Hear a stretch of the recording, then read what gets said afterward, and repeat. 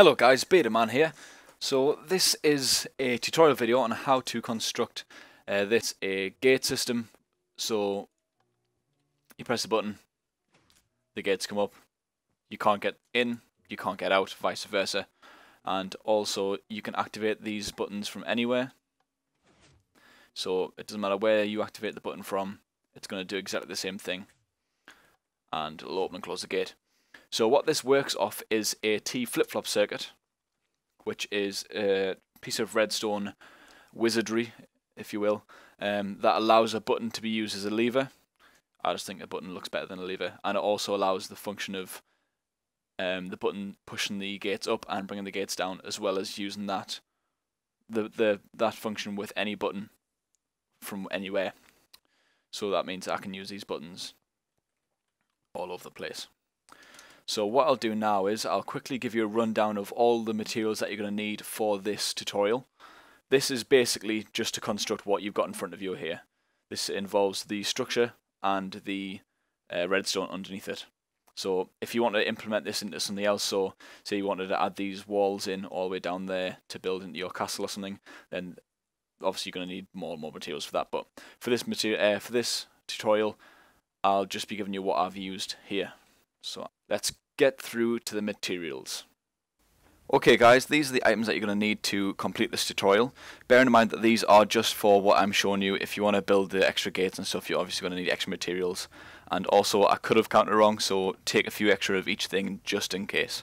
Okay, so for this tutorial I used 92 blocks of chiseled sandstone, but you can use any block of your choice for that. It's just the wall of your gate. I used 30 blocks of polished andesite, that new block. Again, you can use whatever you want. I used 4 glass blocks, 14 iron bars, 2 blocks of stone, 15 sticky pistons, 21 redstone repeaters, 2 redstone comparators, 1 redstone torch, 76 redstone, and 4 buttons. They're wood buttons. Okay, so they're materials that you're going to need. Let's jump straight into the tutorial.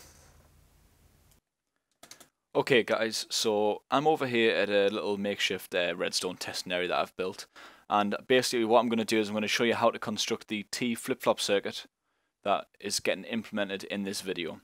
So you're going to need your redstone repeaters, your redstone comparators, redstone torches, sticky pistons, and stone. Or instead of stone you can use any solid block that you want. As I use stone because it's, it's there. Right, so let's get into it, okay? So basically, this is the layout of the flip-flop circuit. So you're going to have a stone here with an input. So I forgot to get a button. A stone with an input, and it's going to have a torch on the other side. You're going to dig out a 2-block gap like this. I'm going to replace this dirt with quartz just so it's all the same. Okay, so a 2-block gap like that, and fill those with redstone. So this line here is basically going to be your output signal, okay? And this, obviously, is your input. So I'll stick a sticky piston there, just so you can see the output, okay? If I turn that off, that's going to go in, okay? But obviously, with the button, it's only a timed signal. What we want to do is convert that button into a on-off signal. So to do that, what we're going to use is sticky piston there with a block in front of it, a redstone comparator there, a redstone comparator here, and a redstone repeater there. Finally, what we're going to do is put redstone and connect these up like so. Okay, so basically when you press this button now, this redstone signal is going to change this comparator, and there'll be a signal come from here on that comparator which will power this, and in turn that'll push out the sticky piston.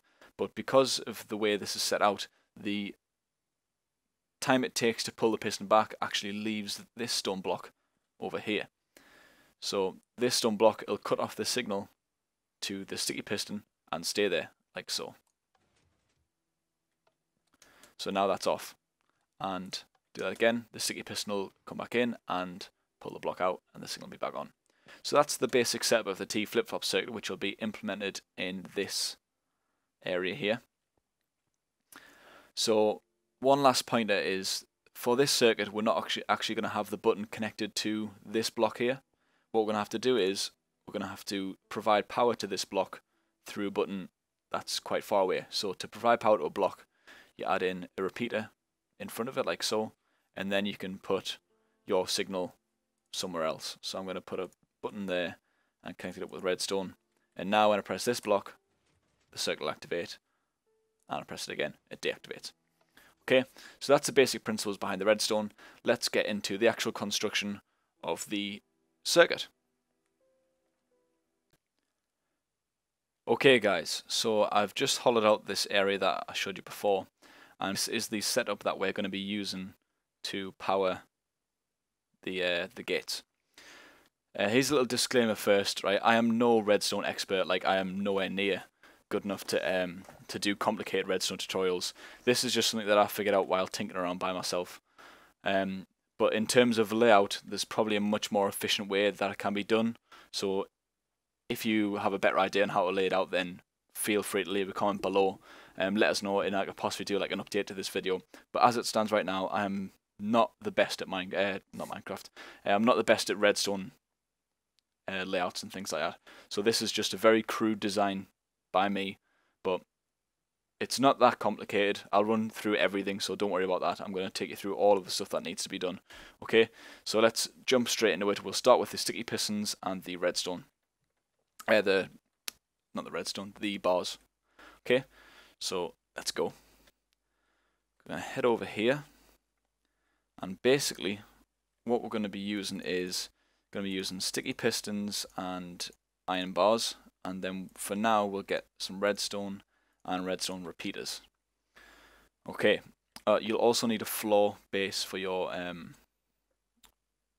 actual walkway that's inside, so this bit here. What I'm going to be doing is I'll be using just normal stone, like so. Okay, so what you want to do is you want to basically, your iron bars are going to be defaulted to down. So for this I'll be using 5 iron bars on one side and 5 iron bars on the other side. Okay, so this is basically where you're going to be walking, but obviously there'll be stone here like this, so you'll be walking on here. But you also need the sticky pistons underneath the iron bars, so we'll go ahead and add them in. Okay, so we've got the sticky pistons in place. Now we can add in the stone. So I'll just do that. And what we're going to do is we're going to add in the power source for the sticky pistons. So like I explained earlier, to power a block you can put a redstone repeater in front of it, like that. And then what I'm going to do here is I'm going to add in some redstone behind it for the power lines. Okay, so I'll do the same. Okay, so now we've got our activation system for the sticky pistons. So if you put a redstone signal on one of these, then it's going to push them up, take it away, it's going to pull them down. Right, so now what we need to do is we need to actually implement the T flip-flop system. So what you want to do is, just as a guideline, I'm going to use some chiseled sandstone for this. Okay, you want to bring this 2 blocks out. Oh, sorry, not there. You want to bring it in the same line as the iron bars. 2 blocks out like so. And the same on all 4 sides.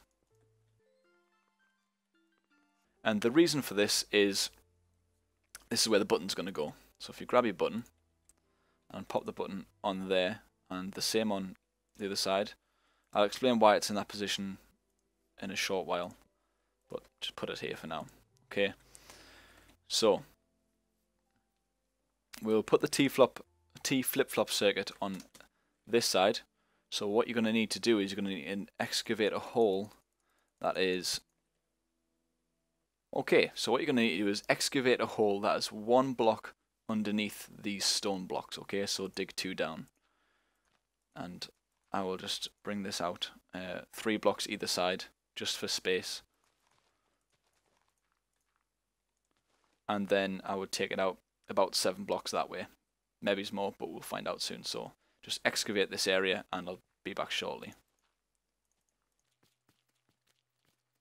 Okay, so we've got this hole excavated, and so these are the buttons here. You're going to want to take out these blocks of the buttons, and this is where we're going to get our redstone equipment for the T flip-flop circuit.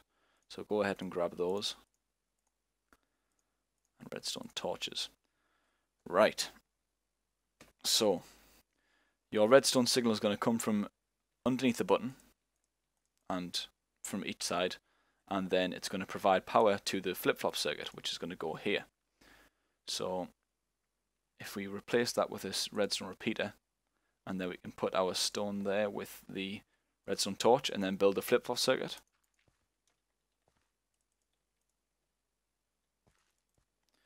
Okay, so we've got the flip-flop circuit constructed, and basically now this is our output. This is going to want to go to this redstone signal here. So we can get rid of these blocks and then add in a redstone signal going to there. So what you might find is this signal might not be powerful enough to reach the end of these. Basically all you do is add in a repeater there and it'll extend the signal. Okay, so now when we push that button, it's going to control these gates. But if you notice, this gate doesn't come down at the same time. And that's because this redstone signal is coming through this block and into this piston. So what you want to do is replace that with a glass block. And that's because transparent blocks don't actually transmit any form of redstone signal. So do that underneath the wall next to all of the gates. So that stops the signal from going through all of them. And that's connected up. Basically, for the you want to run this redstone signal around the back. So it's going to go all the way around here, and be sure not to connect any redstone signal up. So you can pop that round here like this,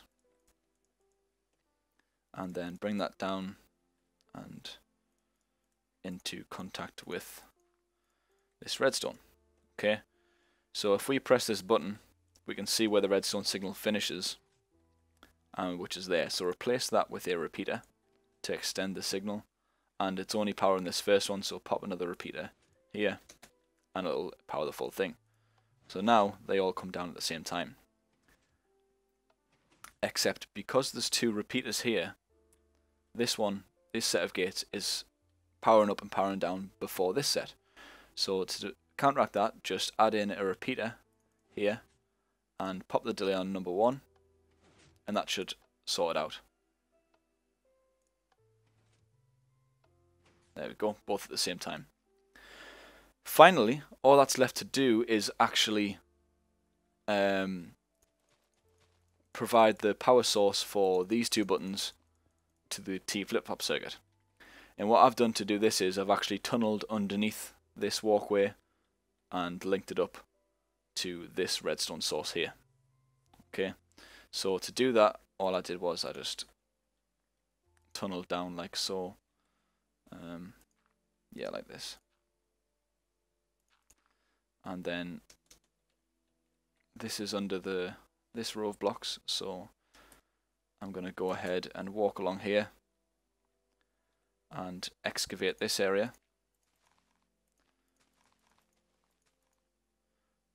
Also putting in the redstone for these two buttons, bringing it round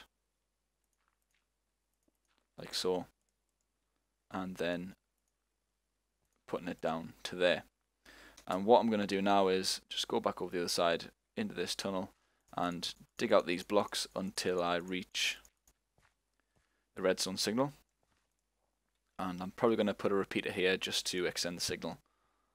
And then all that's left to do is to connect these blocks like so. And theoretically this should all work now. Yep, that all works.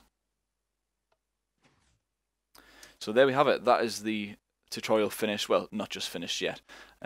What I'll do is I'll fill this out and just construct the rest of the building so you can see the final product.